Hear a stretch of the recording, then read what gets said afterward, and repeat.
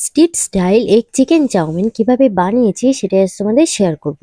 প্রথমে গরম জলে স্বাদমতো লবণ ও সাদা তেল দিয়ে চাউমিনটা সেদ্ধ করে তুলে নেব। ছোট টুকরো করা বোনলেস চিকেন নিয়েছি, এর মধ্যে গোলমরিচ গুঁড়ো, সয়া সস, স্বাদমতো লবণ দিয়ে পুরোটা ভালো করে মাখিয়ে নেব। কড়াতে সাদা তেল গরম করে বোনলেস চিকেনটা দিয়ে ভাজতে থাকবো। চিকেনটার কালারটা একটু চেঞ্জ হয়ে গেলে নামিয়ে নেব। আবার দুটো ডিম ভেঙে দিয়ে দেব। ওপর থেকে স্বাদমতো লবণ দিয়ে ডিমের ঝুড়ো করে ভালো করে ভেজে নেব। এরপর ভেজিটেবলস গুলো ভেজে নেব। প্রথমে গাজর ও বিনসটা একটু নাড়াচাড়া করে পেঁয়াজ ও কাঁচা লঙ্কাটা দিয়ে হালকা একটু ভেজে নিয়ে এর মধ্যে বাঁধাকপিটা দিয়ে দেব। বাঁধাকপিটা দিয়ে একটু ভেজে নিয়ে এর মধ্যে রসুন কিমাটা দিয়ে আরেকটু ভেজে নেব। তারপর স্বাদমতো লবণ ও গোলমরিচ গুঁড়ো দিয়ে পুরোটা ভালো করে মিশিয়ে সেদ্ধ করা চাউমিনটা দিয়ে দেব।